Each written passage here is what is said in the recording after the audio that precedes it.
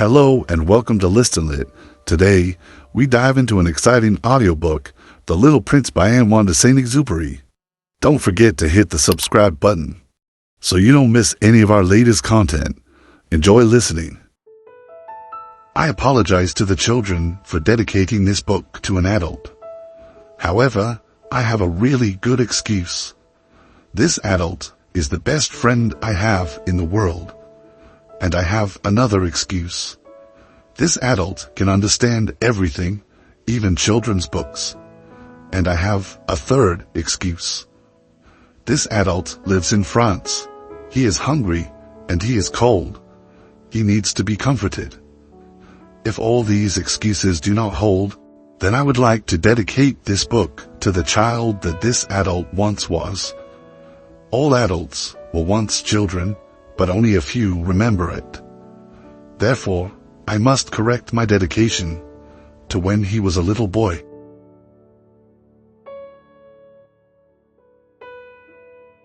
Chapter 1. Once when I was 6, I saw a magnificent picture in a book about the jungle called True Stories. It showed a boa constrictor swallowing a wild beast. Here is a copy of the picture. In the book it said, boa constrictors swallow their prey whole without chewing. Afterward they are no longer able to move, and they sleep during the 6 months of their digestion. In those days I thought a lot about jungle adventures, and eventually managed to make my first drawing using a colored pencil. My drawing number 1 looked like this. I showed the grown-ups my masterpiece, and I asked them if my drawing scared them. They answered, "Why be scared of a hat?" My drawing was not a picture of a hat. It was a picture of a boa constrictor digesting an elephant. Then I drew the inside of the boa constrictor, so the grown-ups could understand. They always need explanations. My drawing number 2 looked like this. The grown-ups advised me to put away my drawings of boa constrictors, outside or inside, and apply myself instead to geography, history, arithmetic, and grammar. That is why I abandoned, at the age of 6, a magnificent career as an artist. I had been discouraged by the failure of my drawing number 1 and of my drawing number 2. Grown-ups never understand anything by themselves, and it is exhausting for children to have to provide explanations over and over again. So then I had to choose another career, and I learned to pilot airplanes. I have flown almost everywhere in the world. And as a matter of fact, geography has been a big help to me. I could tell China from Arizona at first glance, which is very useful if you get lost during the night. So I have had, in the course of my life, lots of encounters with lots of serious people. I have spent lots of time with grown-ups. I have seen them at close range, which hasn't much improved my opinion of them. Whenever I encountered a grown-up who seemed to me at all enlightened, I would experiment on him with my drawing number 1, which I have always kept. I wanted to see if he really understood anything. But he would always answer, "That's a hat." Then I wouldn't talk about boa constrictors or jungles or stars. I would put myself on his level and talk about bridge and golf and politics and neckties. And my grown-up was glad to know such a reasonable person. Chapter 2. So I lived all alone, without anyone I could really talk to, until I had to make a crash landing in the Sahara Desert 6 years ago. Something in my plane's engine had broken, and since I had neither a mechanic nor passengers in the plane with me, I was preparing to undertake the difficult repair job by myself. For me, it was a matter of life or death. I had only enough drinking water for 8 days. The first night then, I went to sleep on the sand 1,000 miles from any inhabited country. I was more isolated that a man shipwrecked on a raft in the middle of the ocean. So you can imagine my surprise when I was awakened at daybreak by a funny little voice saying, "Please, draw me a sheep." What? Draw me a sheep? I leapt up as if I had been struck by lightning. I rubbed my eyes hard. I stared, and I saw an extraordinary little fellow staring back at me very seriously.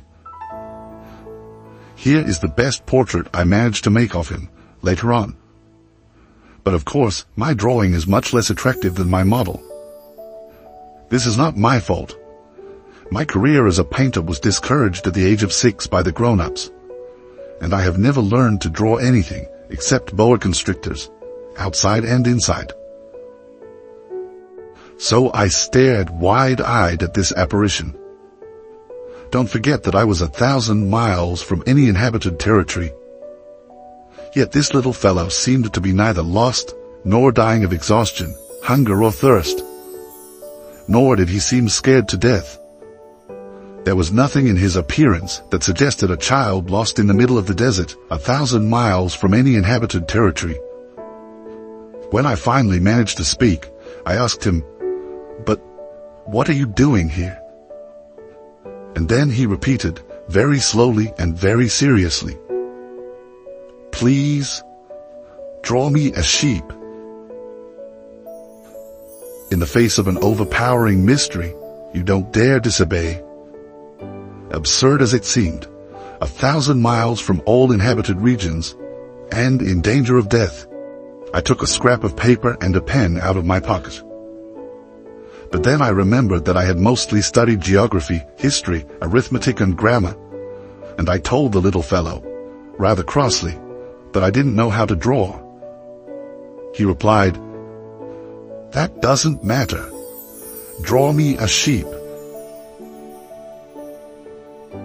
Since I had never drawn a sheep, I made him one of the only 2 drawings I knew how to make, the one of the boa constrictor from outside.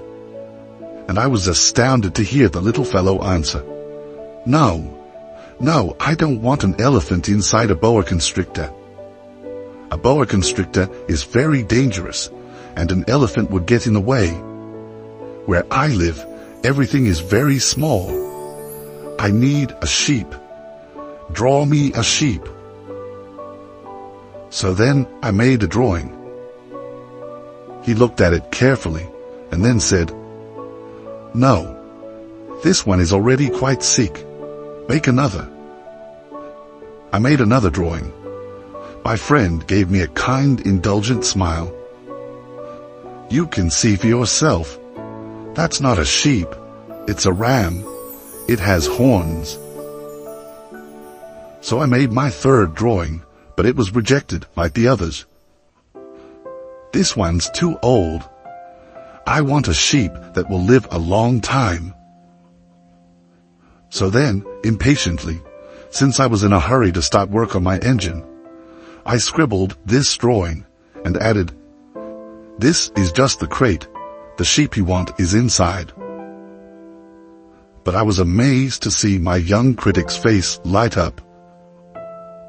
"That's just the kind I wanted. Do you think this sheep will need a lot of grass?" "Why?" "Because where I live, everything is very small. There's sure to be enough. I've given you a very small sheep." He bent over the drawing. "Not so small as all that. Look, he's gone to sleep." And that's how I made the acquaintance of the little prince. Chapter 3. It took me a long time to understand where he came from. The little prince, who asked me so many questions, never seemed to hear the ones I asked him.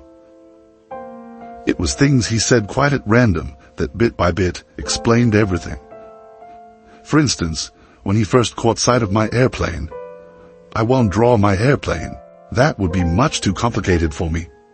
He asked, "What's that thing over there?" It's not a thing, it flies. It's an airplane. My airplane. And I was proud to tell him I could fly. Then he exclaimed, "What? You fell out of the sky?" "Yes," I said modestly. "Oh, that's funny." And the little prince broke into a lovely peal of laughter, which annoyed me a good deal. I like my misfortunes to be taken seriously. Then he added, "So you fell out of the sky too? What planet are you from?" That was when I had the first clue to the mystery of his presence, and I questioned him sharply. "Do you come from another planet?" But he made no answer. He shook his head a little, still staring at my airplane. "Of course, that couldn't have brought you from very far." And he fell into a reverie that lasted a long while. Then, taking my sheep out of his pocket, he plunged into contemplation of his treasure. You can imagine how intrigued I was by this hint about other planets. I tried to learn more. "Where do you come from, little fellow? Where is this where I live of yours? Where will you be taking my sheep?"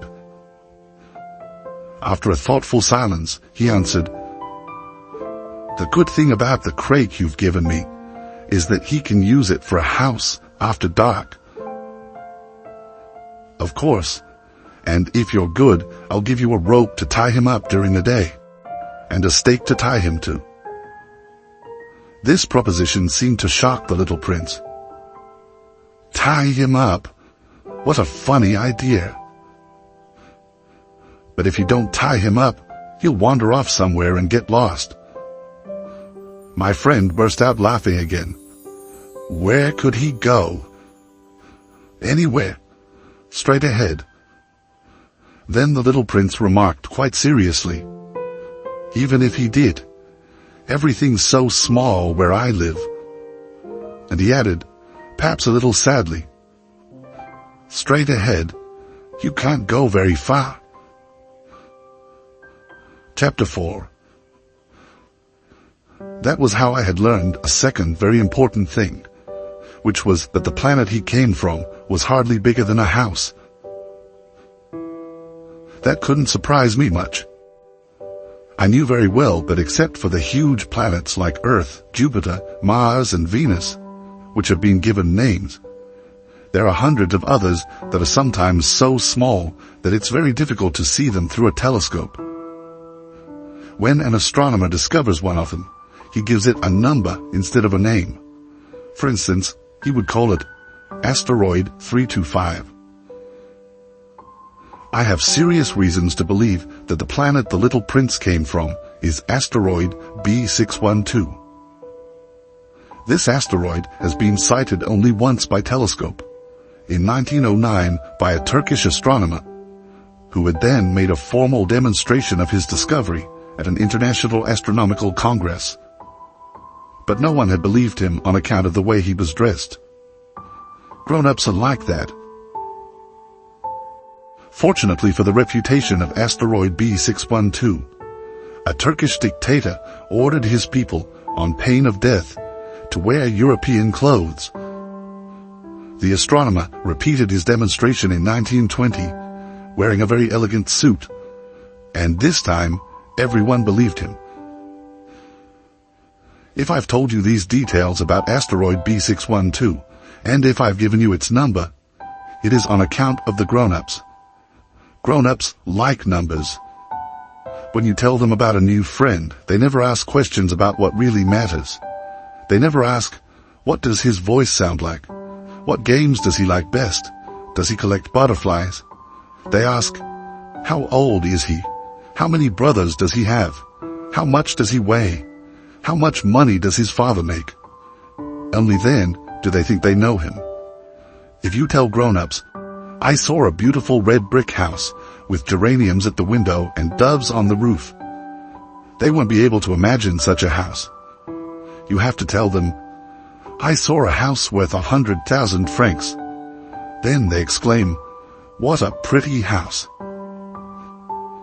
So if you tell them the proof of the little prince's existence is that he was delightful, that he laughed, and that he wanted a sheep, when someone wants a sheep, that proves he exists. They shrug their shoulders and treat you like a child. But if you tell them the planet he came from is asteroid B612, then they'll be convinced, and they won't bother you with their questions. That's the way they are. You must not hold it against them. Children should be very understanding of grown-ups.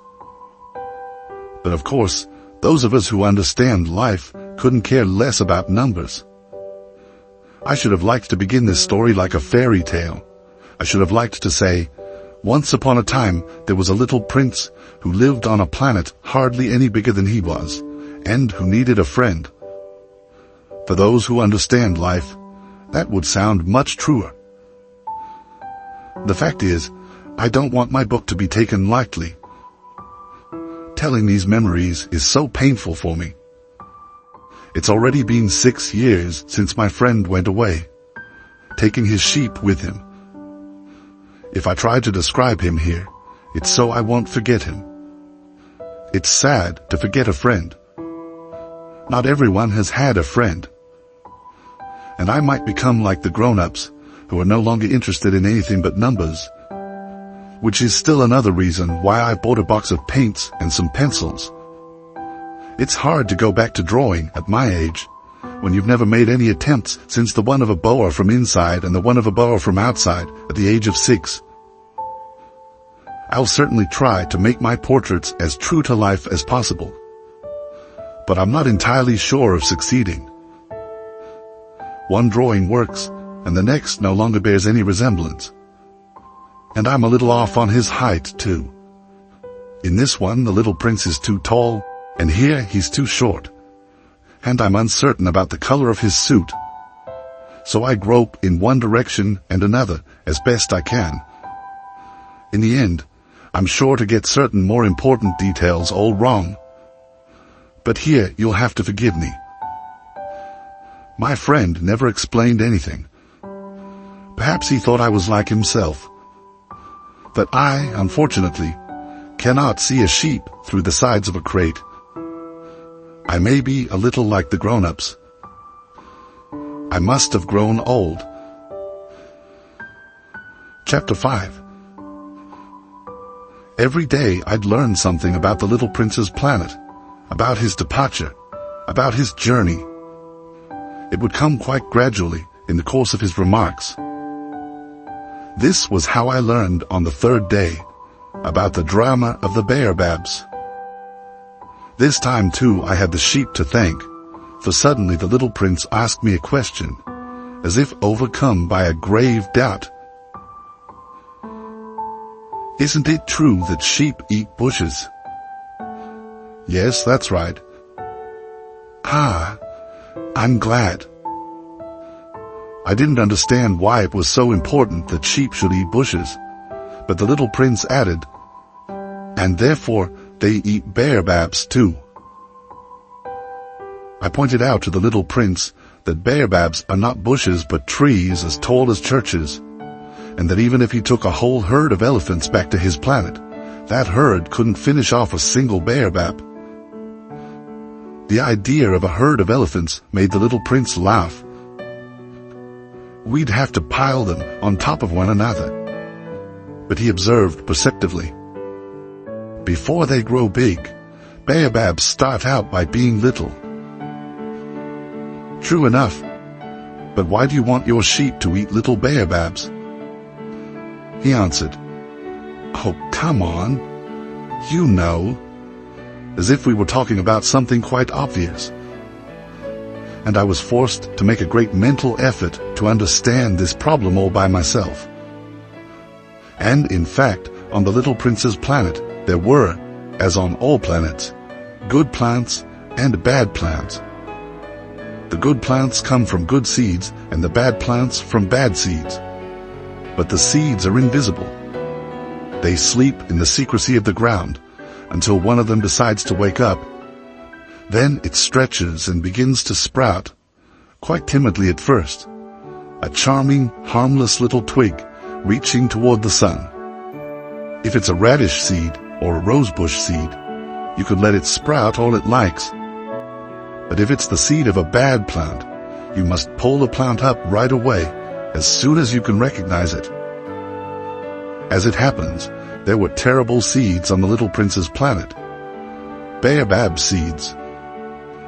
The planet's soil was infested with them.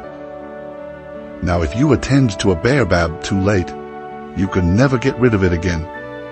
It overgrows the whole planet. Its roots pierce right through. And if the planet is too small, and if there are too many baobabs, they make it burst into pieces. It's a question of discipline, the Little Prince told me later on. When you finished washing and dressing each morning, you must tend your planet. You must be sure you pull up the baobabs regularly, as soon as you can tell them apart from the rose bushes, which they closely resemble when they're very young. It's very tedious work, but very easy. And one day he advised me to do my best to make a beautiful drawing for the edification of the children where I live. If they travel someday, he told me, it could be useful to them. Sometimes there's no harm in postponing your work until later. But with baobabs, it's always a catastrophe. I knew one planet that was inhabited by a lazy man.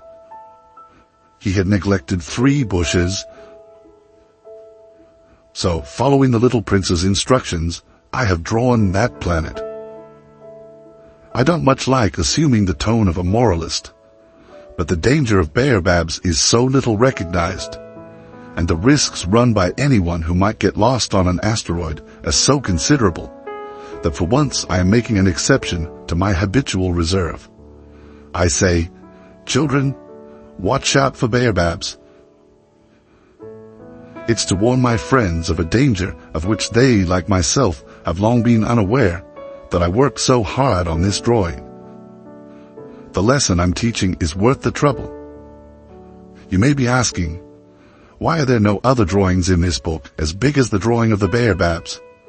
There's a simple answer. I tried, but I couldn't manage it. When I drew the baobabs, I was inspired by a sense of urgency. Chapter 6. O Little Prince. Gradually, this was how I came to understand your sad little life. For a long time, your only entertainment was the pleasure of sunsets.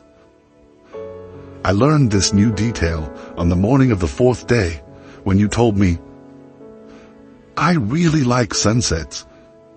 Let's go look at one now. But we have to wait. What for? For the sun to set. At first you seemed quite surprised, and then you laughed at yourself, and you said to me, I think I'm still at home.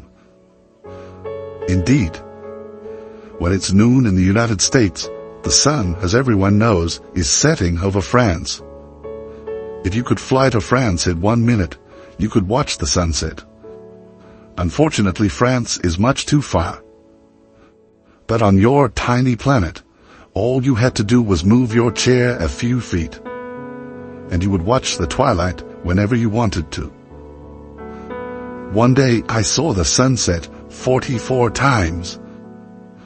And a little later you added, you know, when you're feeling very sad, sunsets are wonderful. On the day of the 44 times, were you feeling very sad? But the Little Prince didn't answer. Chapter 7. On the 5th day, thanks again to the sheep, another secret of the Little Prince's life was revealed to me. Abruptly, with no preamble, he asked me, as if it were the fruit of a problem long pondered in silence, if a sheep eats bushes, does it eat flowers too? A sheep eats whatever it finds, even flowers that have thorns. Yes, even flowers that have thorns. Then what good are thorns? I didn't know. At that moment I was very busy trying to unscrew a bolt that was jammed in my engine. I was quite worried, for my plane crash was beginning to seem extremely serious, and the lack of drinking water made me fear the worst. What good are thorns? The little prince never let go of a question once he had asked it. I was annoyed by my jammed bolt, and I answered without thinking. Thorns are no good for anything. They're just the flower's way of being mean. Oh. But after a silence, he lashed out at me with a sort of bitterness. I don't believe you.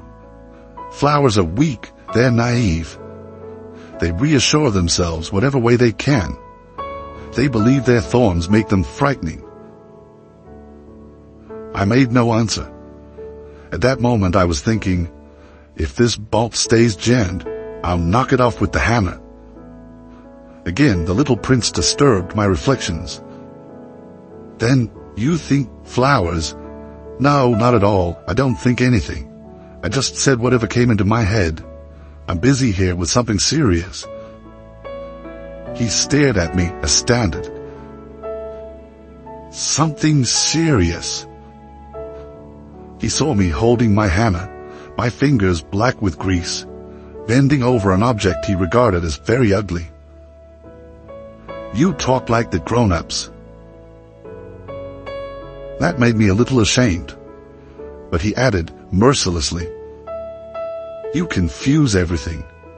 You've got it all mixed up. He was really very annoyed. He tossed his golden curls in the wind.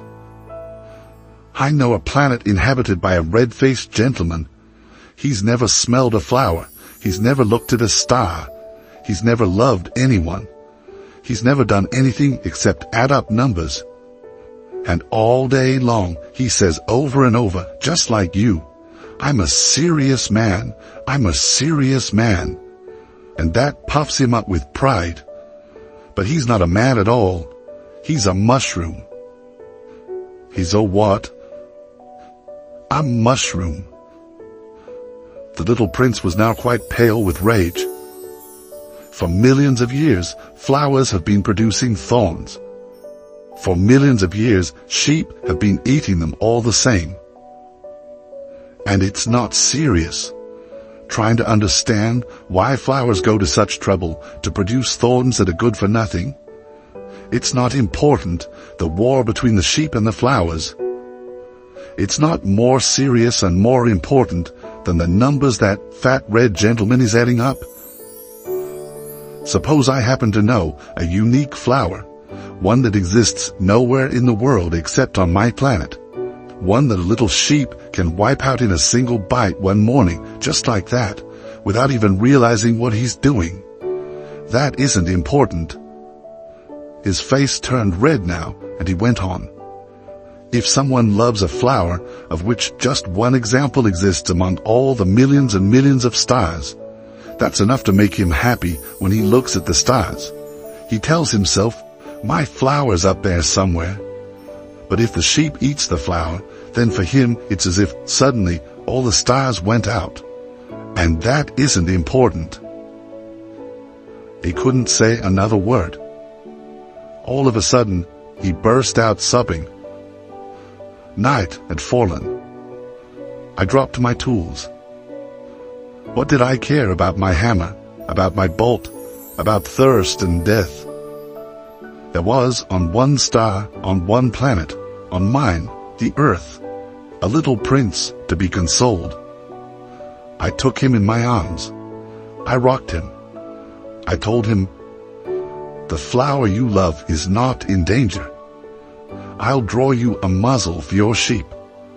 I'll draw you a fence for your flower. I didn't know what to say. How clumsy I felt. I didn't know how to reach him, where to find him. It's so mysterious. The land of tears. Chapter 8. I soon learned to know that flower better. On the little prince's planet, there had always been very simple flowers, decorated with a single row of petals, so that they took up no room at all and got in no one's way. They would appear one morning in the grass and would fade by nightfall. But this one had grown from a seed brought from who knows where, and the little prince had kept a close watch over a sprout that was not like any of the others. It might have been a new kind of baobab, but the sprout soon stopped growing and began to show signs of blossoming. The little prince, who had watched the development of an enormous bud, realized that some sort of miraculous apparition would emerge from it.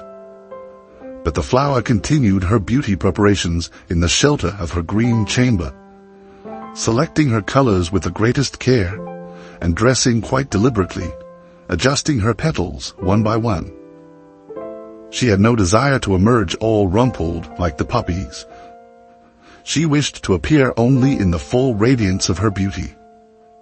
Oh yes, she was quite vain, and her mysterious adornment had lasted days and days. And then, one morning, precisely at sunrise, she showed herself. And after having labored so painstakingly, she yawned and said, I'm hardly awake. Forgive me. I'm still all untidy." But the little prince couldn't contain his admiration. "How lovely you are!" "Aren't I?" the flower answered sweetly. "And I was born the same time as the satin." The little prince realized that she wasn't any too modest, but she was so dazzling. "I believe it is breakfast time," she had soon added. "Would you be so kind as to tend to me?" And the little prince, utterly abashed, having gone to look for a watering can, served the flower. She had soon begun tormenting him with her rather touchy vanity.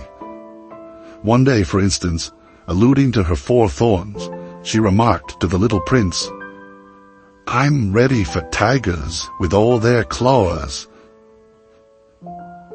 "There are no tigers on my planet," the little prince had objected. "And besides, tigers don't eat weeds." "I am not a weed," the flower sweetly replied. "Forgive me. I am not at all afraid of tigers, but I have a horror of drafts. You wouldn't happen to have a screen?" "A horror of drafts? That's not a good sign for a plant," the little prince had observed. "How complicated this flower is.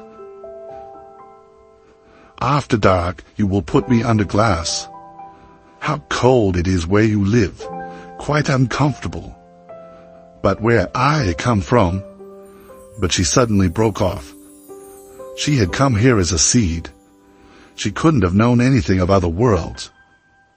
Humiliated at having let herself be caught on the verge of so naive a lie, she coughed 2 or 3 times in order to put the little prince in the wrong. "Ahem, the screen? I was going to look for one, but you were speaking to me." Then she made herself cough again, in order to inflict a twinge of remorse on him all the same. So the little prince, despite all the goodwill of his love, had soon come to mistrust her. He had taken seriously certain inconsequential remarks and had grown very unhappy. "I shouldn't have listened to her," he confided to me one day. "You must never listen to flowers. You must look at them and smell them. Mine perfumed my planet, but I didn't know how to enjoy that. The business about the tiger claws, instead of annoying me, ought to have moved me." And he confided further, "In those days, I didn't understand anything. I should have judged her according to her actions, not her words. She perfumed my planet and lit up my life. I should never have run away. I ought to have realized the tenderness underlying her silly pretensions. flowers are so contradictory that I was too young to know how to love her. Chapter 9. In order to make his escape, I believe he took advantage of a migration of wild birds. On the morning of his departure, he put his planet in order. He carefully raked out his active volcanoes. The little prince possessed 2 active volcanoes, which were very convenient for warming his breakfast. He also possessed 1 extinct volcano. But, as he said, you never know. So he raked out the extinct volcano too. If they are properly raked out, volcanoes burn gently and regularly, without eruptions. Volcanic eruptions are like fires in a chimney. Of course, on our Earth we are much too small to rake out our volcanoes. That is why they cause us so much trouble. The little prince also uprooted, a little sadly, the last baobab shoots. He believed he would never be coming back. But all these familiar tasks seemed very sweet to him on this last morning. And when he watered the flower one last time, and put her under glass, he felt like crying. "Goodbye," he said to the flower. But she did not answer him. "Goodbye," he repeated. The flower coughed, but not because she had a cold. "I've been silly," she told him at last. "I ask your forgiveness. Try to be happy." He was surprised that there were no reproaches. He stood there, quite bewildered, holding the glass barrel in mid-air. He failed to understand this calm sweetness. "Of course I love you," the flower told him. "It was my fault you never knew. It doesn't matter. But you were just as silly as I was. Try to be happy. Put that glass thing down. I don't want it anymore. But the wind. My cold isn't that bad. The night air will do me good. I'm a flower. But the animals. I need to put up with 2 or 3 caterpillars if I want to get to know the butterflies. Apparently they're very beautiful. Otherwise, who will visit me? You'll be far away. As for the big animals, I'm not afraid of them. I have my own claws." And she naively showed her 4 thorns. Then she added, "Don't hang around like this, it's irritating. You made up your mind to leave, now go." For she didn't want him to see her crying. She was such a proud flower. Chapter 10.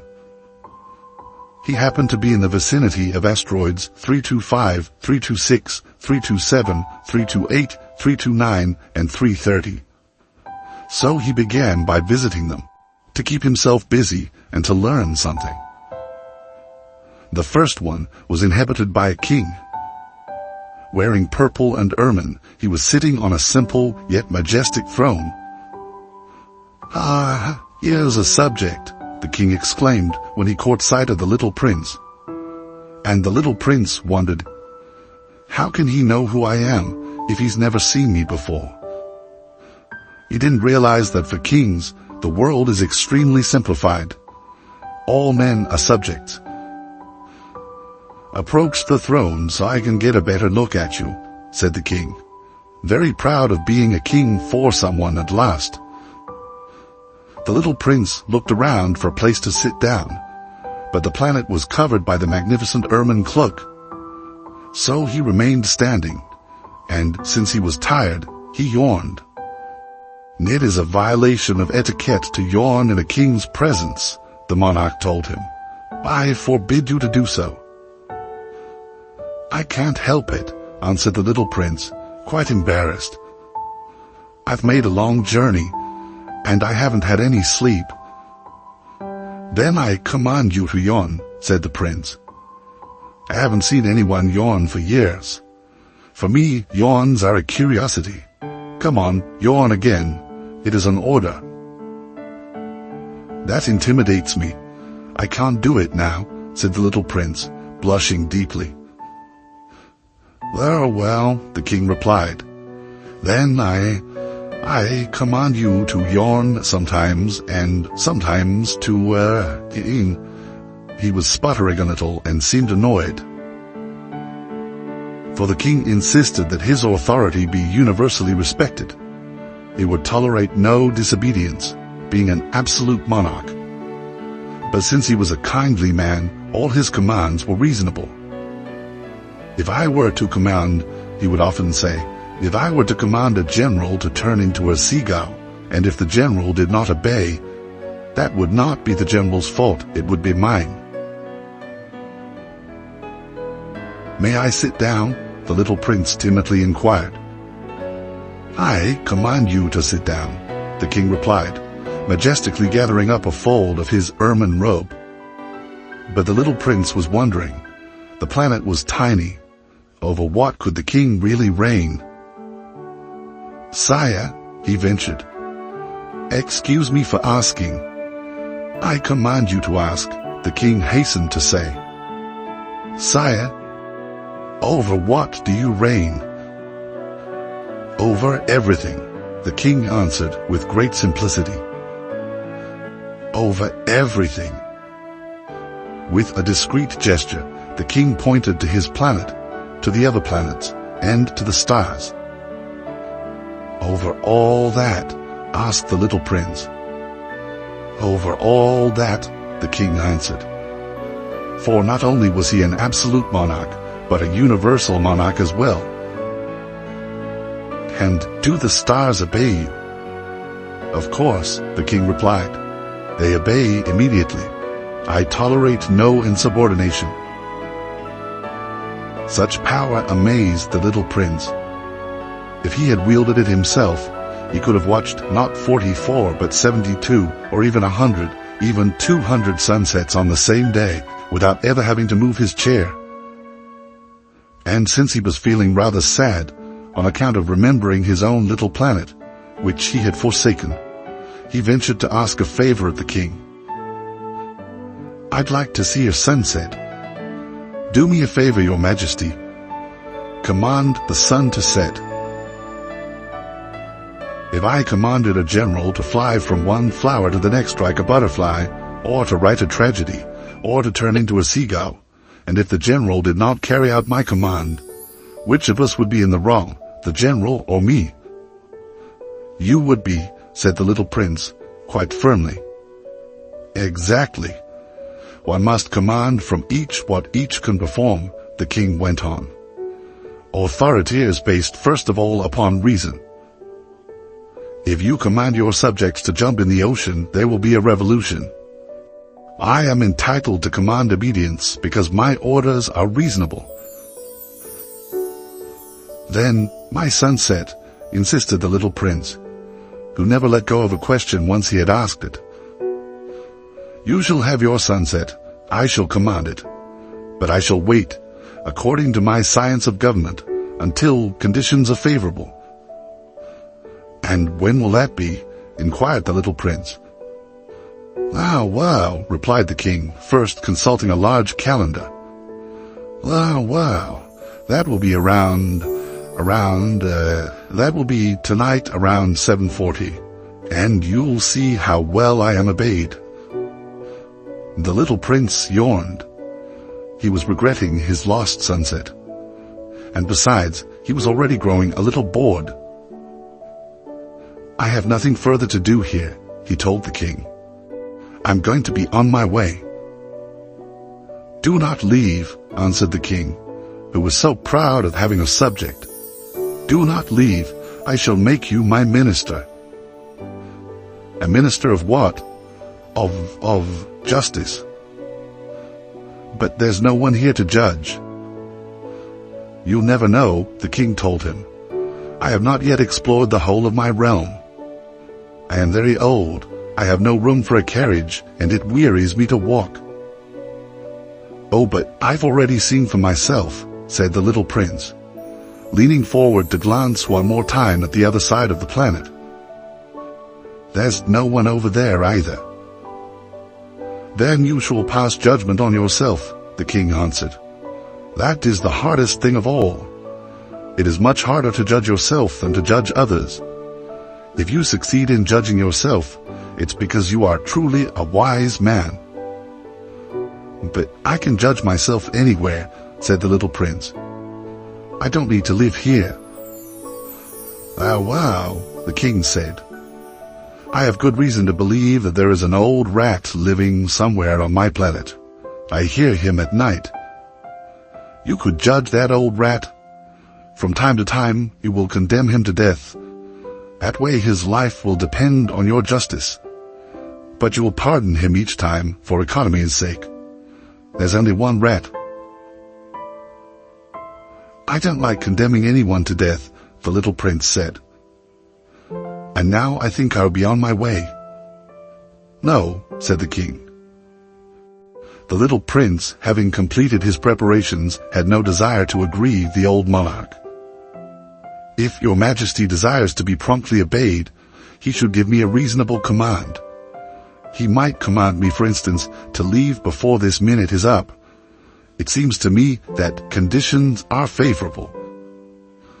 The king having made no answer, the little prince hesitated at first, and then, with a sigh, took his leave. "I make you my ambassador," the king hastily shouted after him. He had a great air of authority. "Grown-ups are so strange," the little prince said to himself as he went on his way. Chapter 11. The second planet was inhabited by a very vain man. "Ah, a visit from an admirer," he exclaimed, when he caught sight of the little prince, still at some distance. To vain men, other people are admirers. "Hello," said the little prince. "That's a funny hat you're wearing." "It's for answering acclamations," the very vain man replied. "Unfortunately, no one ever comes this way." "Is that so?" said the little prince, who did not understand what the vain man was talking about. "Clap your hands," directed the man.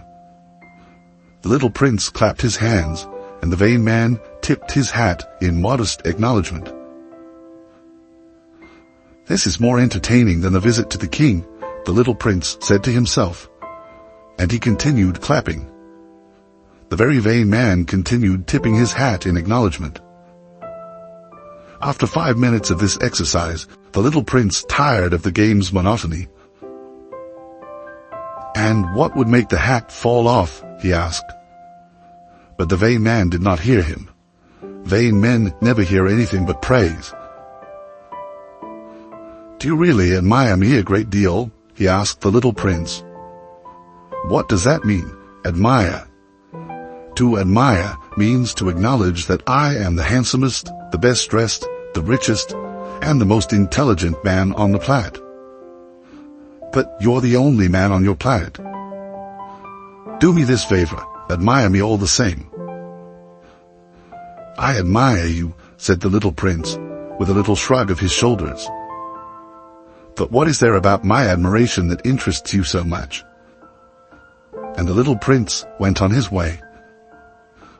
"Grown-ups are certainly very strange," he said to himself, as he continued on his journey. Chapter 12.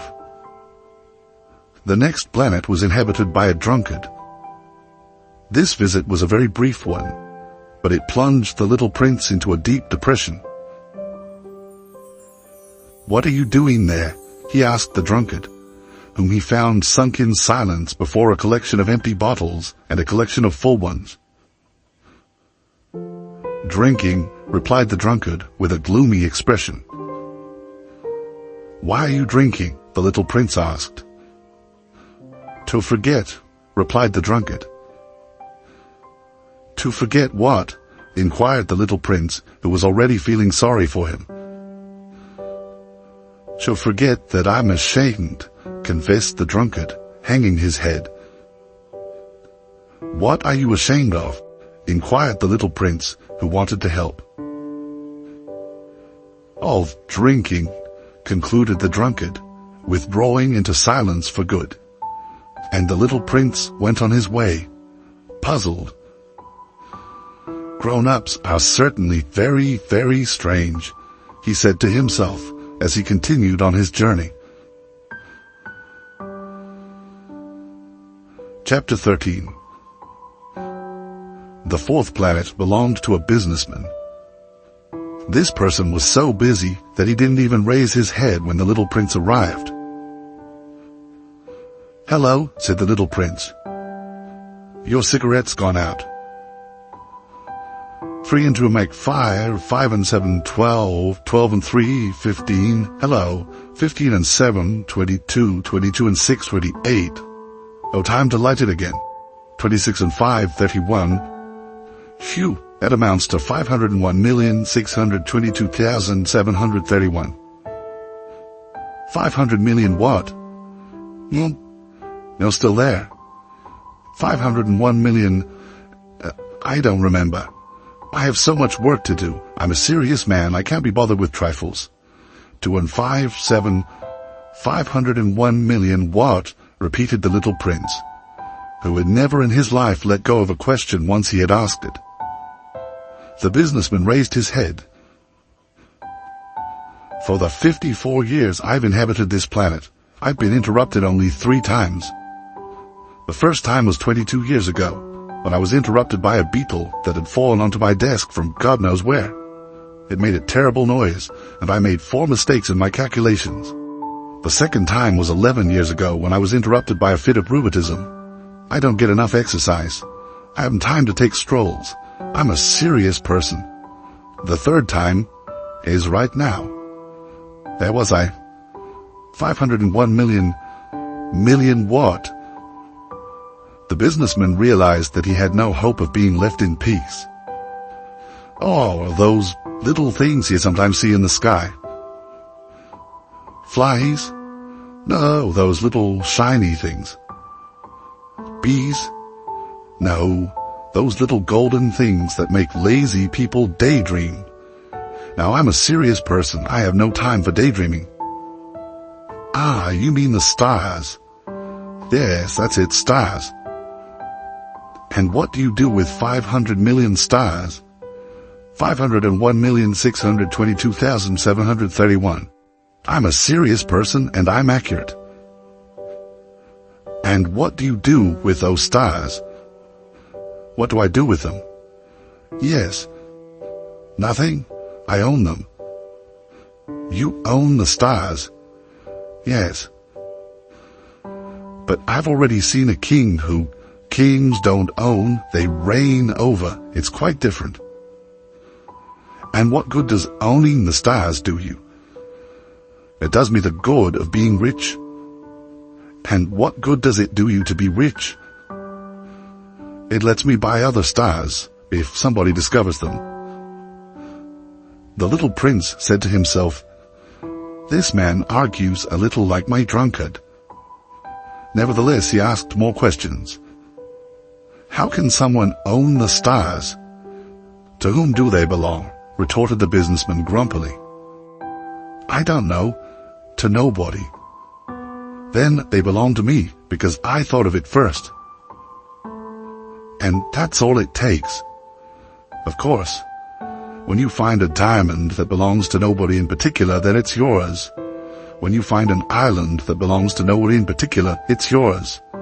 When you're the first person to have an idea, you patent it, and it's yours. Now I own the stars, since no one before me ever thought of owning them." "That's true enough," the little prince said. "And what do you do with them?" "I manage them. I count them and then count them again," the businessman said. "It's difficult work, but I'm a serious person." The little prince was still not satisfied. "If I own a scarf, I can tie it around my neck and take it away. If I own a flower, I can pick it and take it away.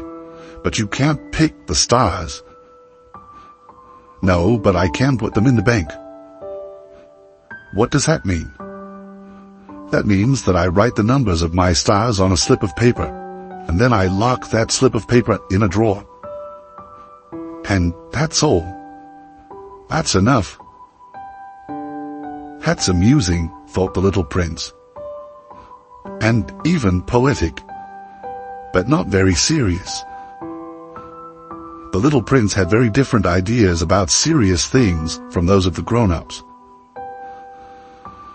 I own a flower myself, he continued, which I water every day. I own 3 volcanoes which I rake out every week. I even rake out the extinct one. You never know. So it's of some use to my volcanoes, and it's useful to my flower that I own them. But you're not useful to the stars. The businessman opened his mouth, but found nothing to say in reply, and the little prince went on his way. Grown-ups are certainly quite extraordinary, was all he said to himself as he continued on his journey. Chapter 14. The 5th planet was very strange. It was the smallest of all. There was just enough room for a street lamp and a lamplighter. The little prince couldn't quite understand what use a street lamp and a lamplighter could be up there in the sky, on a planet without any people and not a single house. However, he said to himself, "It's quite possible that this man is absurd. But he's less absurd than the king, the very vain man, the businessman, and the drunkard. At least his work has some meaning. When he lights his lamp, it's as if he's bringing one more star to life, or one more flower. When he puts out his lamp, that sends the flower or the star to sleep, which is a fine occupation, and therefore truly useful." When the little prince reached this planet, he greeted the lamplighter respectfully. "Good morning. Why have you just put out your lamp?" "Orders," the lamplighter answered. "Good morning. What orders are those?" "To put out my street lamp." "Good evening." And he lit his lamp again. "But why have you just lit your lamp again?" "Orders." "I don't understand," said the little prince. "There's nothing to understand," said the lamplighter. "Orders are orders. Good morning." And he put out his lamp. Then he wiped his forehead with a red-checked handkerchief. "It's a terrible job I have. It used to be reasonable enough. I put the lamp out mornings and lit it after dark. I had the rest of the day for my own affairs, and the rest of the night for sleeping. And since then, orders have changed."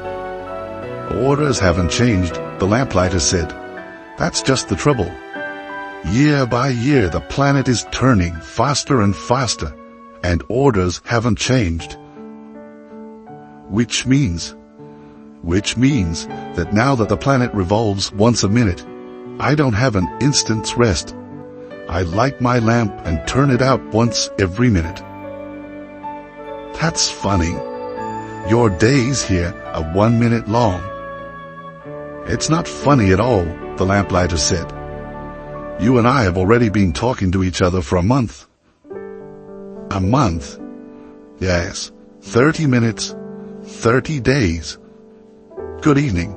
And he lit his lamp. The little prince watched him, growing fonder and fonder of this lamplighter, who was so faithful to orders. He remembered certain sunsets that he himself used to follow in other days, merely by shifting his chair. He wanted to help his friend. "You know, I can show you a way to take a rest whenever you want to." "I always want to rest," the lamplighter said, "for it is possible to be faithful and lazy at the same time." The little prince continued, "Your planet is so small that you can walk around it in 3 strides. All you have to do is walk more slowly, and you'll always be in the sun. When you want to take a rest, just walk, and the day will last as long as you want it to." "What good does that do me?" the lamplighter said. when the one thing in life I want to do is sleep." "Then you're out of luck," said the little prince. "I am," said the lamplighter. "Good morning." And he put out his lamp. "Now that man," the little prince said to himself as he continued on his journey, "that man would be despised by all the others, by the king, by the very vain man, by the drunkard, by the businessman. Yet he's the only one who doesn't strike me as ridiculous. Perhaps it's because he's thinking of something besides himself." He heaved a sigh of regret and said to himself again, "That man is the only one I might have made my friend. But his planet is really too small. There's not room for two." What the little prince dared not admit was that he most regretted leaving that planet, because it was blessed with 1,440 sunsets every 24 hours. Chapter 15. The sixth planet was 10 times bigger than the last. It was inhabited by an old gentleman who wrote enormous books. "Ah, here comes an explorer," he exclaimed when he caught sight of the little prince, who was feeling a little winded and sat down on the desk. He had already traveled so much and so far. "Where do you come from?" the old gentleman asked him. "What's that big book?" asked the little prince. "What do you do with it?" "I'm a geographer," the old gentleman answered. "And what's a geographer?" "A scholar who knows where the seas are, and the rivers, the cities, the mountains, and the deserts." "That is very interesting," the little prince said. "Here at last is someone who has a real profession." And he gazed around him at the geographer's planet.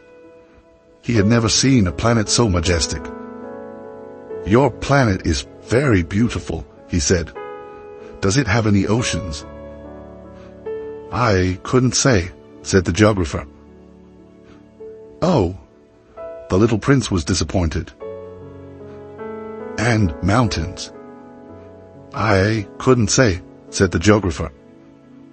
"And cities and rivers and deserts?"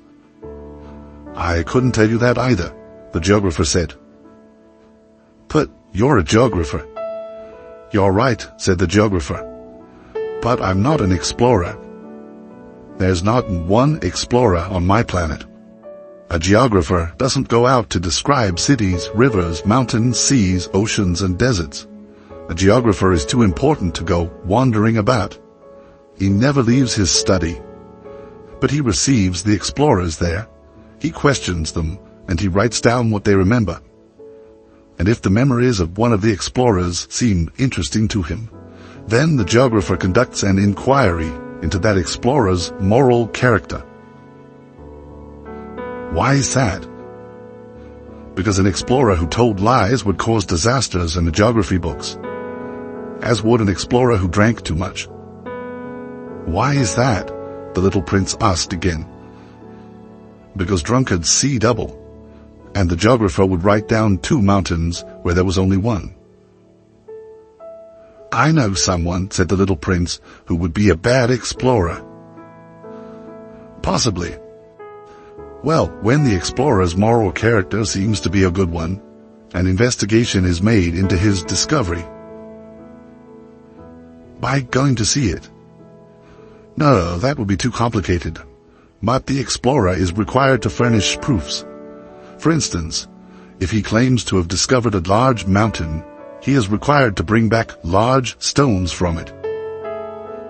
The geographer suddenly grew excited. "But you come from far away. You're an explorer.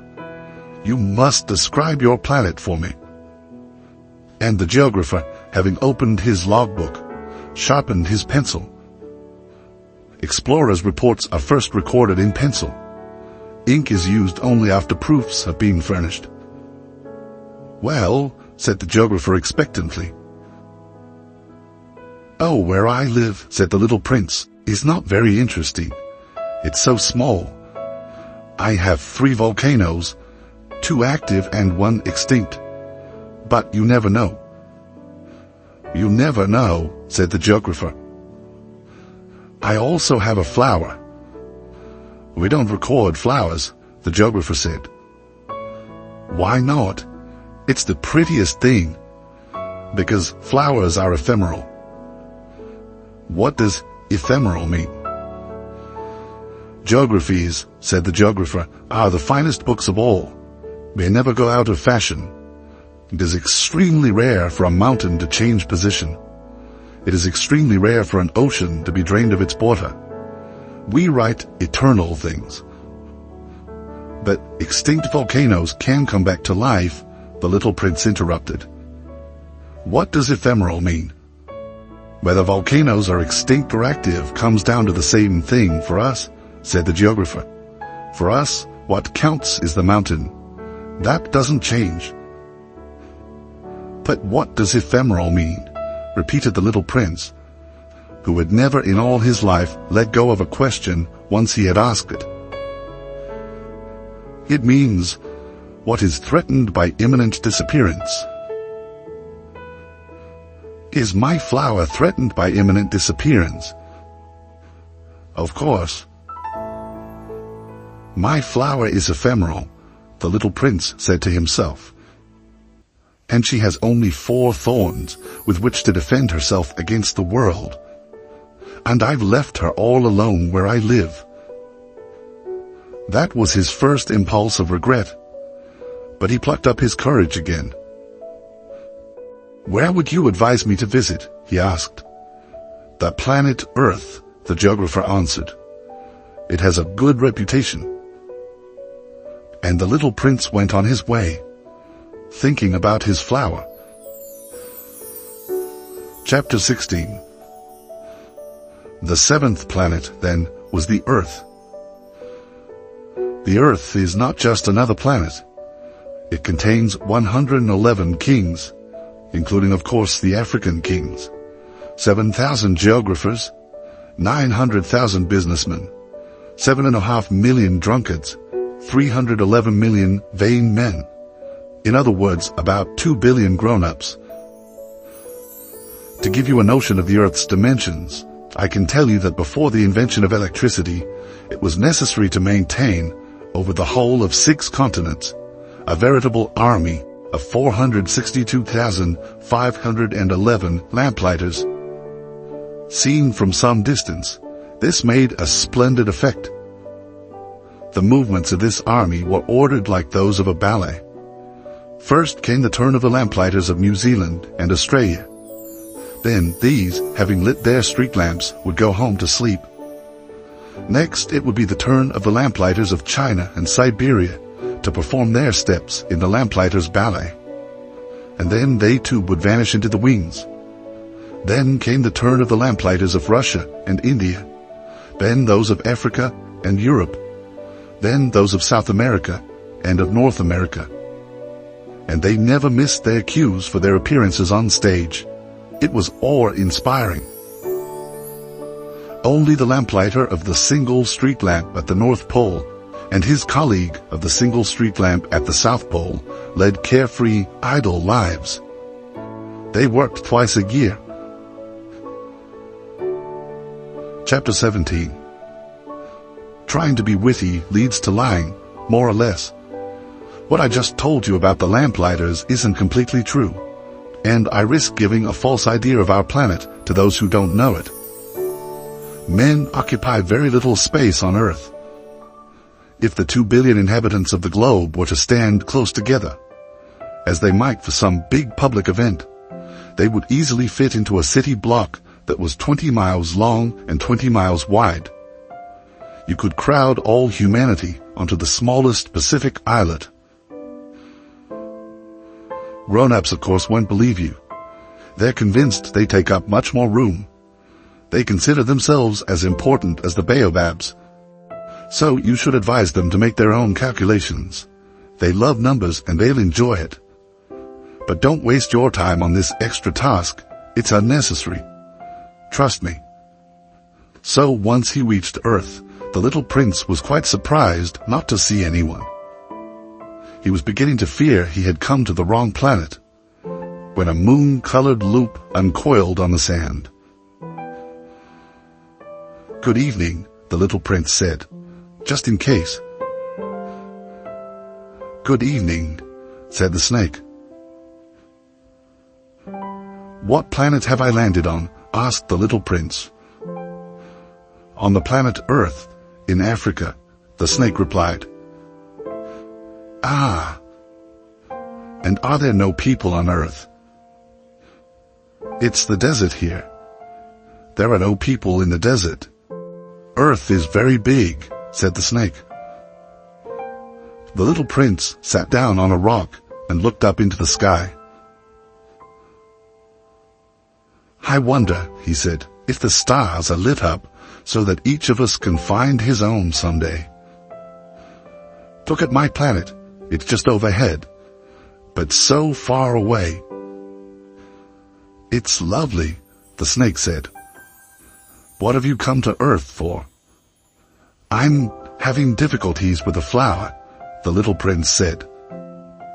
"Ah," said the snake, and they were both silent.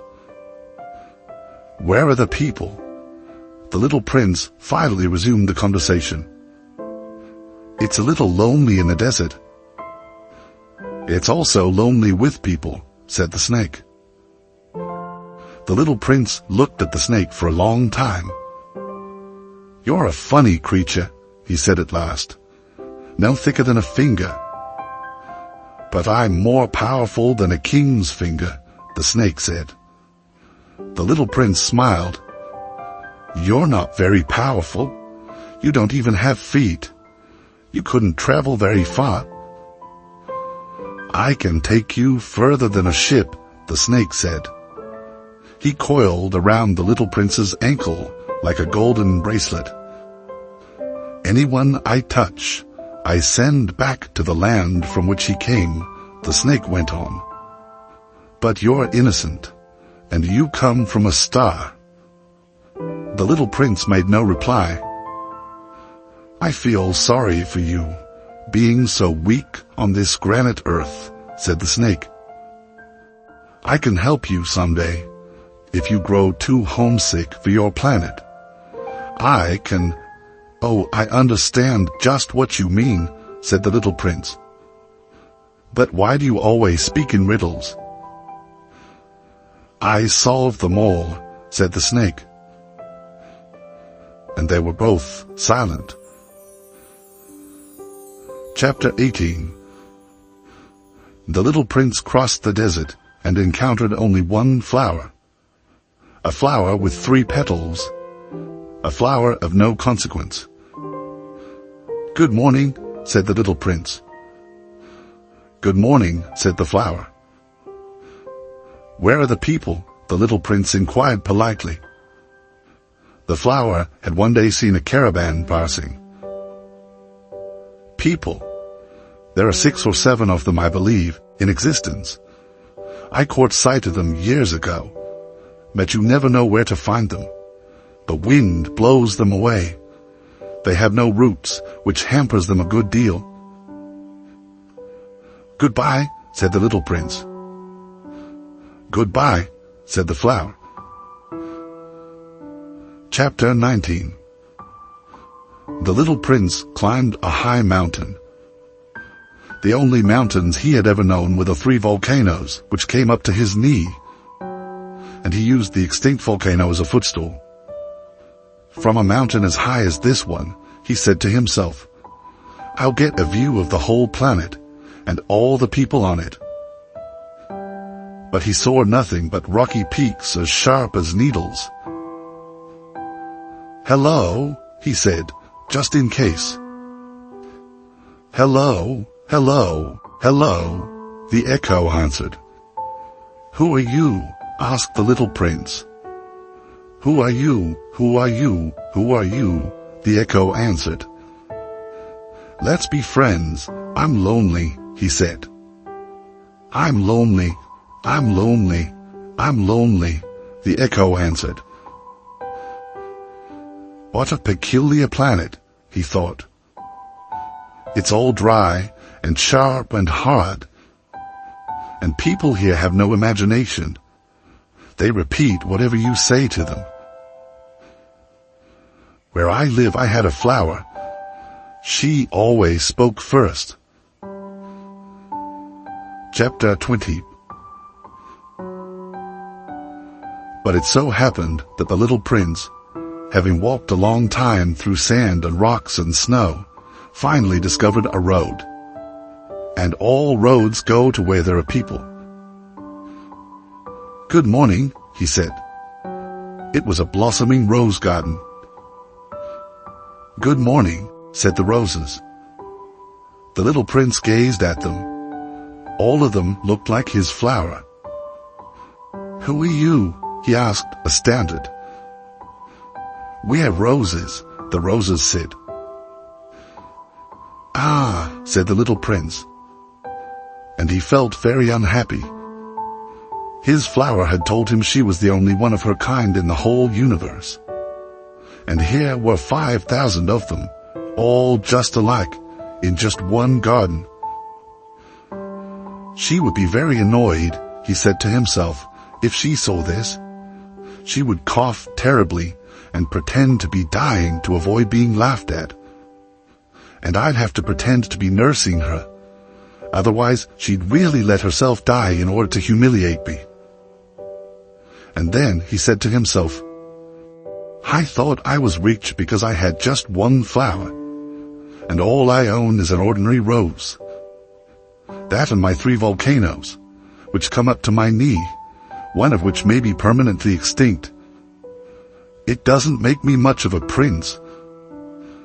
And he lay down in the grass and wept. Chapter 21. It was then that the fox appeared. Good morning, said the fox. Good morning, the little prince answered politely, though when he turned around he saw nothing. I'm here, the voice said, under the apple tree. Who are you? The little prince asked. You're very pretty. I'm a fox, the fox said. Come and play with me, the little prince proposed. I'm feeling so sad. I can't play with you, the fox said. I'm not tamed. Ah, excuse me, said the little prince. But upon reflection he added, what does tamed mean? You're not from around here, the fox said. What are you looking for? I'm looking for people, said the little prince. What does tamed mean? People, said the fox, have guns and they hunt. It's quite troublesome. And they also raise chickens. That's the only interesting thing about them. Are you looking for chickens?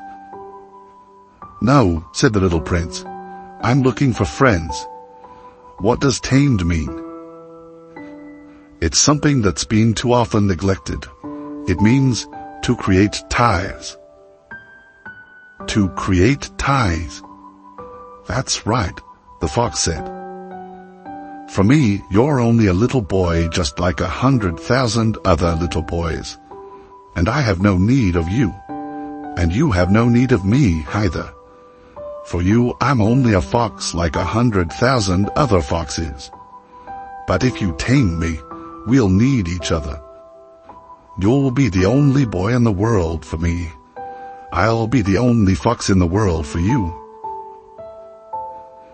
I'm beginning to understand, the little prince said. There's a flower. I think she's tamed me. Possibly, the fox said. On Earth, one sees all kinds of things. Oh, this isn't on Earth, the little prince said. The fox seemed quite intrigued. On another planet? Yes.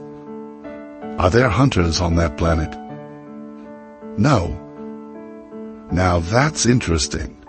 And chickens? No. Nothing's perfect, sighed the fox. But he returned to his idea. My life is monotonous. I hunt chickens, people hunt me. All chickens are just alike, and all men are just alike. So I'm rather bored.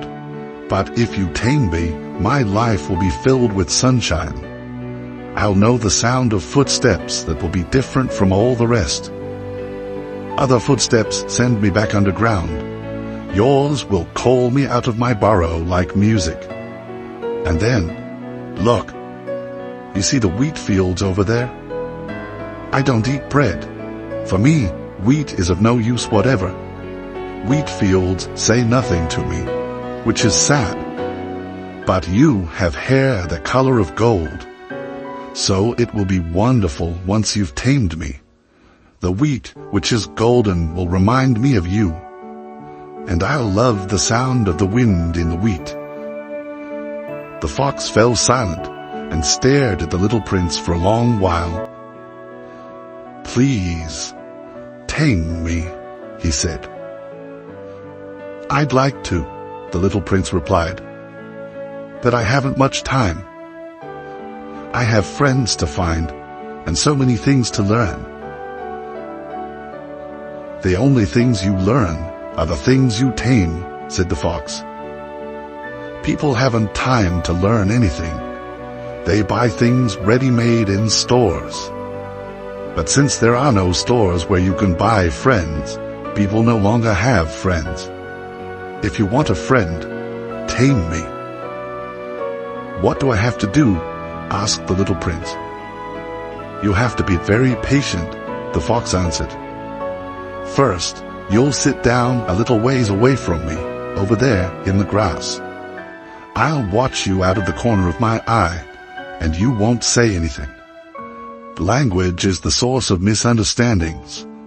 But day by day, you'll be able to sit a little closer. The next day the little prince returned. It would have been better to return at the same time, the fox said. For instance, if you come at 4 in the afternoon, I'll begin to be happy by 3. The closer it gets to 4, the happier I'll feel. By 4, I'll be all excited and worried. I'll discover what it costs to be happy. But if you come at any old time, I'll never know when I should prepare my heart. There must be rights. What's a right? Asked the little prince. That's another thing that's been too often neglected, said the fox. It's the fact that one day is different from the other days, 1 hour from the other hours. My hunters, for example, have a right. They dance with the village girls on Thursdays. So Thursday is a wonderful day. I can take a stroll all the way to the vineyards.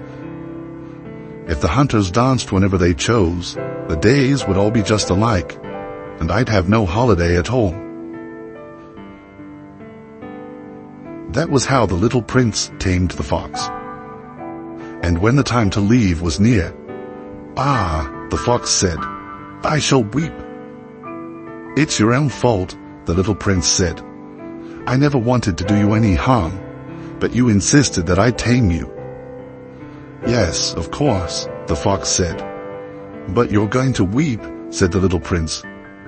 "Yes, of course," the fox said. "Then you get nothing out of it." "I get something," the fox said, "because of the color of the wheat." Then he added, "Go look at the roses again. You'll understand that yours is the only rose in all the world. Then come back to say goodbye, and I'll make you the gift of a secret." The little prince went to look at the roses again. "You're not at all like my rose. You're nothing at all yet," he told them. "No one has tamed you, and you haven't tamed anyone. You're the way my fox was. He was just a fox like 100,000 others. But I've made him my friend, and now he's the only fox in all the world." And the roses were humbled. "You're lovely, but you're empty," he went on. "One couldn't die for you. Of course, an ordinary passerby would think my rose looked just like you. But my rose, all on her own, is more important than all of you together, since she's the one I've watered, since she's the one I put under glass, since she's the one I sheltered behind a screen, since she's the one for whom I killed the caterpillars, except the 2 or 3 for butterflies, since she's the one I listened to when she complained or when she boasted, or even sometimes when she said nothing at all, since she's my rose. And he went back to the fox. "Goodbye," he said. "Goodbye," said the fox. "Here is my secret. It's quite simple. One sees clearly only with the heart. Anything essential is invisible to the eyes. Anything essential is invisible to the eyes," the little prince repeated, in order to remember. "It's the time you spent on your rose that makes your rose so important. It's the time I spent on my rose," the little prince repeated, in order to remember. "People have forgotten this truth," the fox said, "but you mustn't forget it. You become responsible forever for what you've tamed. You're responsible for your rose." "I'm responsible for my rose," the little prince repeated, in order to remember. Chapter 22. "Good morning," said the little prince. "Good morning," said the railway switchman. "What is it that you do here?" asked the little prince. "I sort the travelers into bundles of 1,000, the switchman said. "I dispatch the trains that carry them, sometimes to the right, sometimes to the left." And a brightly lit express train, roaring like thunder, shook the switchman's cabin. "What a hurry they're in," said the little prince. "What are they looking for?" "Not even the engineer or the locomotive knows," the switchman said. And another brightly lit express train thundered by in the opposite direction. "Are they coming back already?" asked the little prince. "It's not the same ones," the switchman said. "It's an exchange." "They weren't satisfied where they were?" asked the little prince. "No one is ever satisfied where he is," the switchman said. And a third brightly lit express train thundered past. "Are they chasing the first travelers?" asked the little prince. "They're not chasing anything," the switchman said. "They're sleeping in there or else they're yawning. Only the children are pressing their noses against the window panes." "Only the children know what they're looking for," said the little prince. "They spend their time on a rag doll, and it becomes very important, and if it's taken away from them, they cry." "They're lucky," the switchman said. Chapter 23. "Good morning," said the little prince. "Good morning," said the sales clerk. This was a sales clerk who sold pills invented to quench thirst. Swallow one a week, and you no longer feel any need to drink. "Why do you sell these pills?" "They save so much time," the sales clerk said. "Experts have calculated that you can save 53 minutes a week." "And what do you do with those 53 minutes?" "Whatever you like." "If I had 53 minutes to spend as I liked," the little prince said to himself, "I'd walk very slowly towards a water fountain." Chapter 24. It was now the 8th day since my crash landing in the desert, and I'd listened to the story about the sales clerk as I was drinking the last drop of my water supply. "Ah," I said to the little prince, "your memories are very pleasant, but I haven't yet repaired my plane. I have nothing left to drink, and I too would be glad to walk very slowly toward a water fountain." My friend the fox told me, "Little fellow, this has nothing to do with the fox. Why? Because we're going to die of thirst. The little prince didn't follow my reasoning and answered me, "It's good to have had a friend, even if you're going to die. Myself, I'm very glad to have had a fox for a friend." "He doesn't realize the danger," I said to myself. "He's never hungry or thirsty. A little sunlight is enough for him." But the little prince looked at me and answered my thought. "I'm thirsty too. Let's find a well." I made an exasperated gesture. It is absurd looking for a well at random in the vastness of the desert. But even so, we started walking. When we had walked the several hours in silence, night fell and stars began to appear. I noticed them as in a dream, being somewhat feverish on account of my thirst. The little prince's words danced in my memory. "So you're thirsty too?" I asked. But he didn't answer my question. He merely said to me, "Water can also be good for the heart." I didn't understand his answer, but I said nothing. I knew by this time that it was no use questioning him. He was tired. He sat down. I sat down next to him. And after a silence, he spoke again. "The stars are beautiful because of a flower you don't see."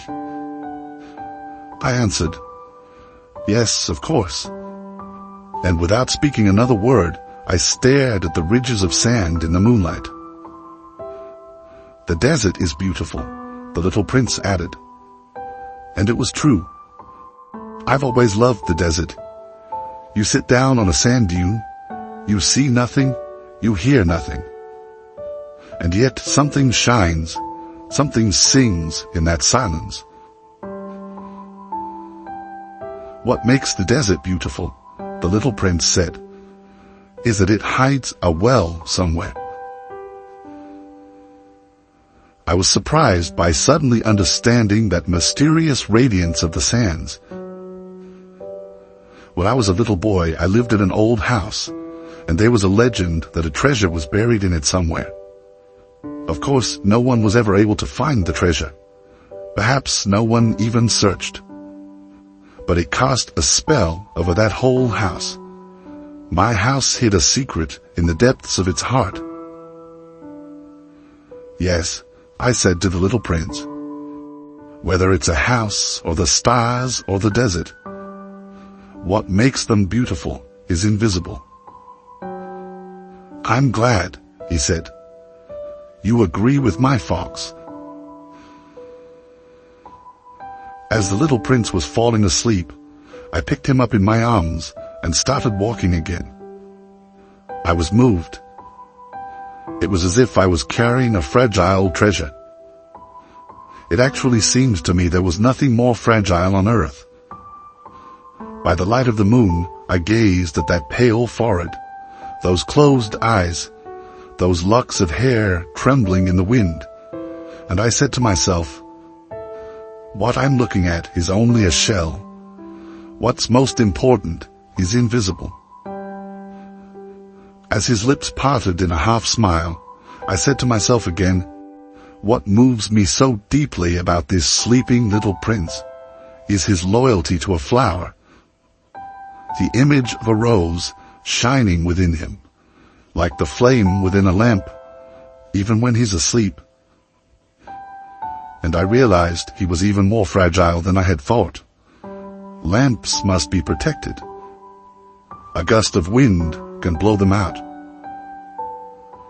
And walking on like that, I found the well at daybreak. Chapter 25. The little prince said, "People start out in express trains, but they no longer know what they're looking for. Then they get all excited and rush around in circles." And he added, "It's not worth the trouble." The well we had come to was not at all like the wells of the Sahara. The wells of the Sahara are no more than holes dug in the sand. This one looked more like a village well, but there was no village here, and I thought I was dreaming. "It's strange," I said to the little prince. "Everything is ready, the pulley, the bucket, and the rope." He laughed, grasped the rope, and set the pulley working. And the pulley groaned the way an old weather vane groans when the wind has been asleep a long time. "Hear that?" said the little prince. "We've awakened this well, and it's singing." I didn't want him to tire himself out. "Let me do that," I said to him. "It's too heavy for you." Slowly I hoisted the bucket to the edge of the well. I set it down with great care.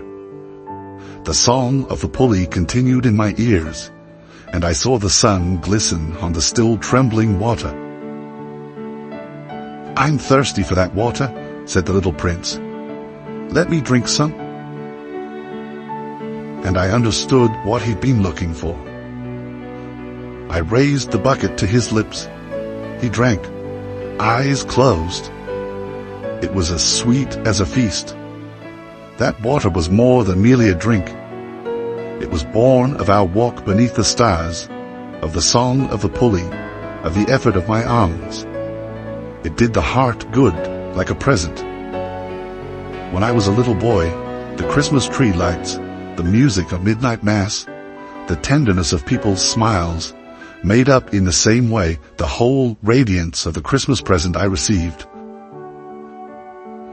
"People where you live," the little prince said, "grow 5,000 roses in one garden, yet they don't find what they're looking for." "They don't find it," I answered. "And yet what they're looking for could be found in a single rose or a little water." "Of course," I answered. And the little prince added, "But eyes are blind. You have to look with the heart."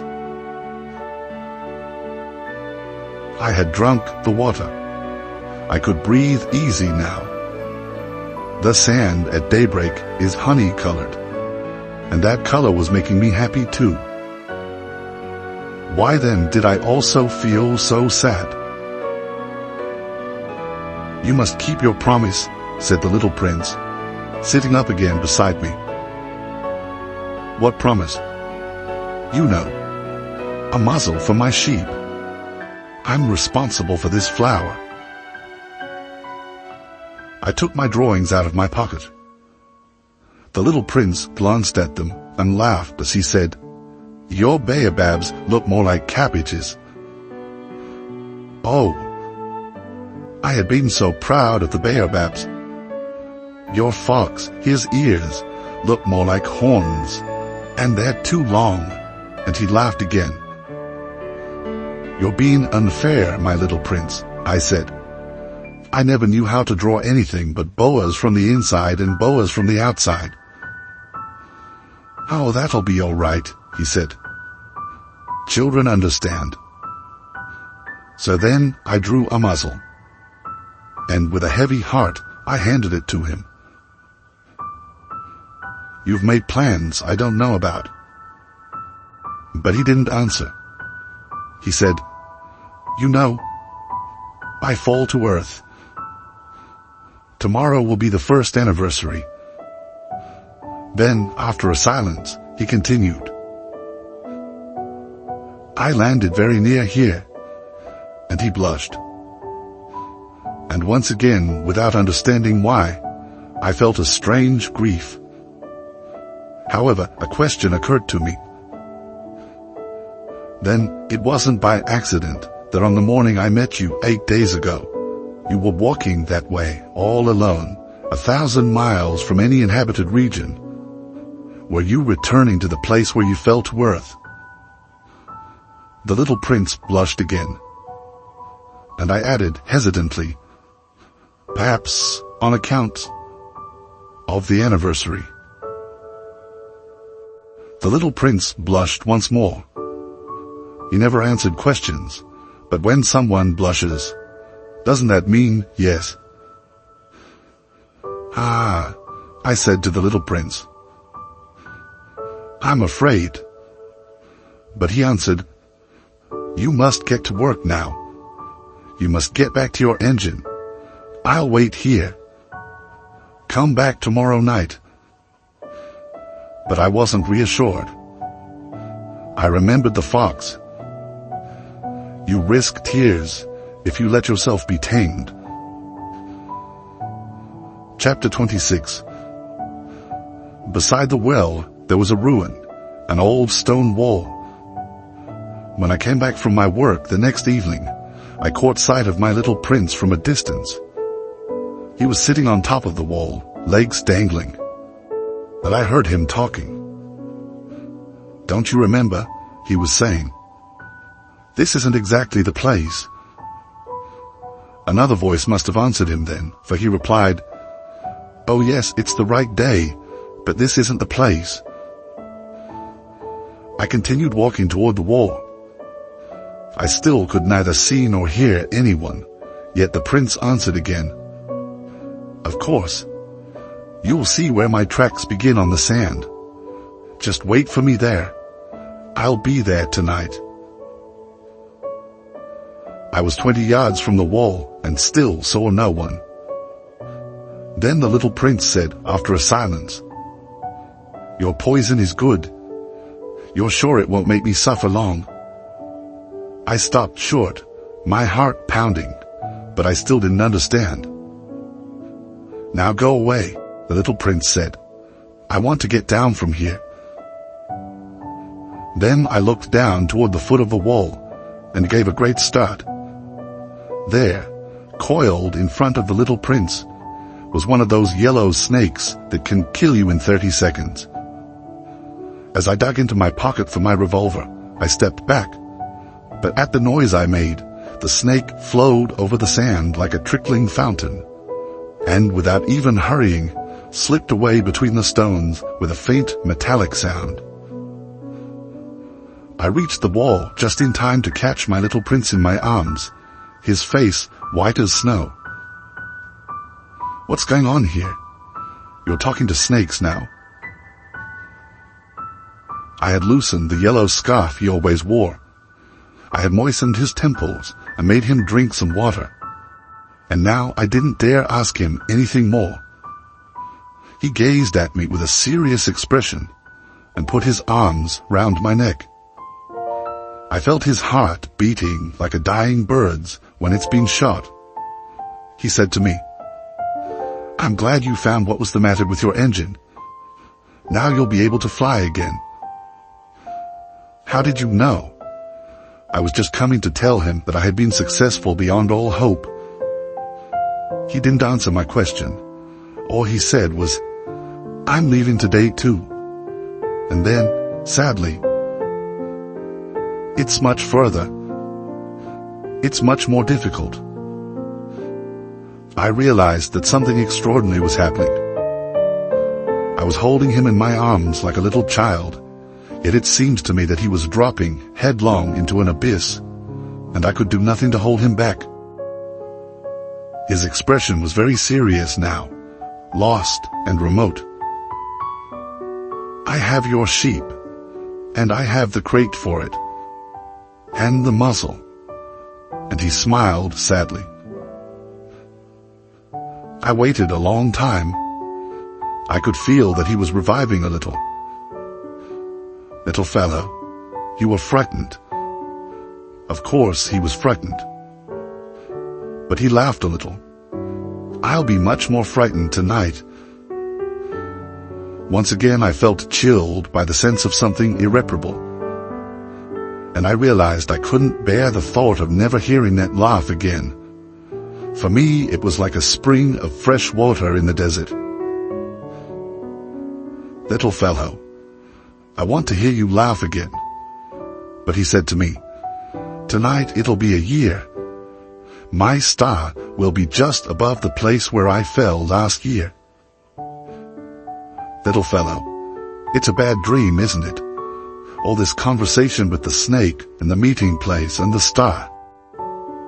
But he didn't answer my question. All he said was, "The important thing is what can't be seen." Of course, it's the same as for the flower.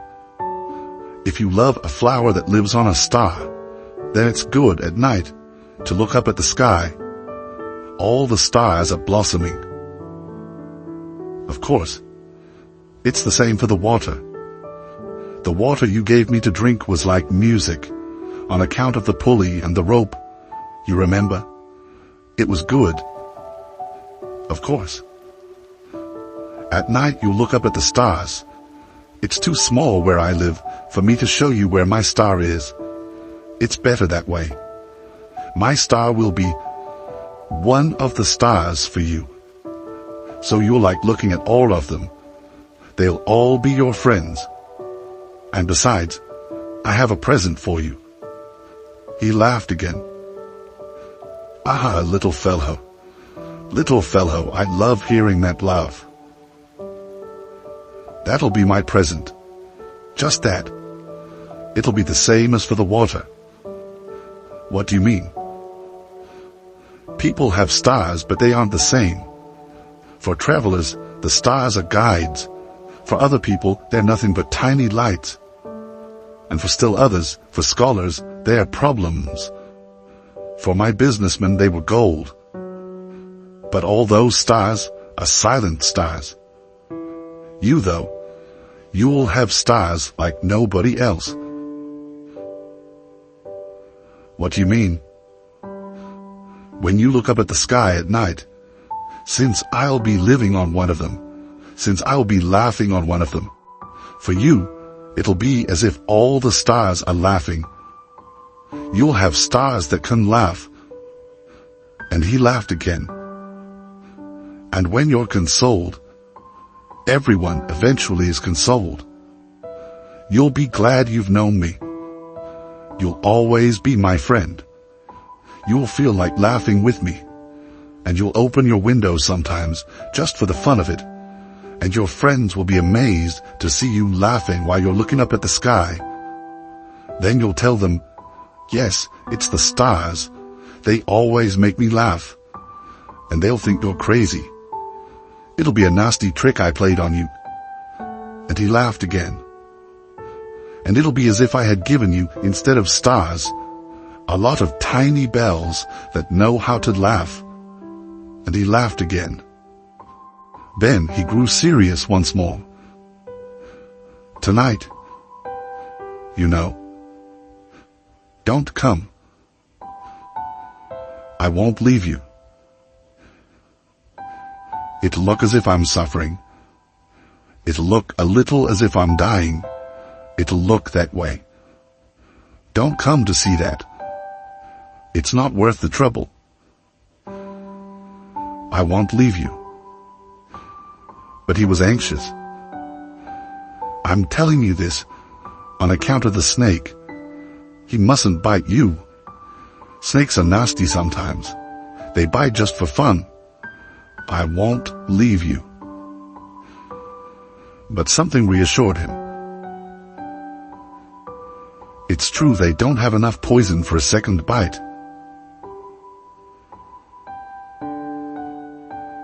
That night I didn't see him leave. He got away without making a sound. When I managed to catch up with him, he was walking fast, with determination. All he said was, "Ha, you're here." And he took my hand, but he was still anxious. "You were wrong to come. You'll suffer. I'll look as if I'm dead, and that won't be true." I said nothing. You understand, it's too far. I can't take this body with me. It's too heavy. I said nothing. But it'll be like an old abandoned shell. There's nothing sad about an old shell. I said nothing. He was a little disheartened now, but he made one more effort. It'll be nice, you know. I'll be looking at the stars too. All the stars will be wells with a rusty pulley. All the stars will pour out water for me to drink. I said nothing. And it'll be fun. You'll have 500 million little bells. I'll have 500 million springs of fresh water. And he too said nothing, because he was weeping. Here's the place. Let me go on alone. And he sat down because he was frightened. Then he said, "You know, my flower, I'm responsible for her. And she's so weak and so naive. She has 4 ridiculous thorns to defend her against the world." I sat down too because I was unable to stand any longer. He said, "There. That's all." He hesitated a little longer. Then he stood up. He took a step. I couldn't move. There was nothing but a yellow flash close to his ankle. He remained motionless for an instant. He didn't cry out. He fell gently, the way a tree falls. There wasn't even a sound, because of the sand. Chapter 27. And now, of course, it's been 6 years already. I've never told this story before. The friends who saw me again were very glad to see me alive. I was sad, but I told them, "It's fatigue." Now I'm somewhat consoled. That is, not entirely. But I know he did get back to his planet, because at daybreak, I didn't find his body. It wasn't such a heavy body. And at night, I love listening to the stars. It's like 500 million little bells. But something extraordinary has happened. When I drew that muzzle for the little prince, I forgot to put in the leather strap. He could never have fastened it on his sheep. And then I wonder, what's happened there on his planet? Maybe the sheep has eaten the flower. Sometimes I tell myself, of course not. The little prince puts his flower under glass, and he keeps close watch over his sheep. Then I'm happy, and all the stars laugh sweetly. Sometimes I tell myself, anyone might be distracted once in a while, and that's all it takes. One night he forgot to put her under glass, or else the sheep got out without making any noise during the night. Then the bells are all changed into tears. It's all a great mystery. For you, who love the little prince too. As for me, nothing in the universe can be the same, if somewhere, no one knows where, a sheep we never saw has or has not eaten a rose. Look up at the sky. Ask yourself, has the sheep eaten the flower or not? And you'll see how everything changes. And no grown-up will ever understand how such a thing could be so important.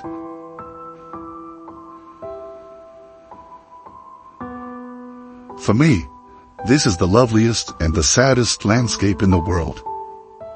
It's the same landscape as the one on the preceding page, but I've drawn it one more time in order to be sure you see it clearly. It's here that the little prince appeared on earth, then disappeared. Look at this landscape carefully to be sure of recognizing it, if you should travel to Africa someday in the desert. And if you happen to pass by here, I beg you not to hurry past. Wait a little, just under the star. Then, if a child comes to you, if he laughs, if he has golden hair, if he doesn't answer your questions, you'll know who he is. If this should happen, Be kind. Don't let me go on being so sad. Send word immediately that he's come back. Thank you for watching our video. We hope you enjoyed the audiobook. Don't forget to subscribe to our channel and keep listening to our audiobooks. Until next time.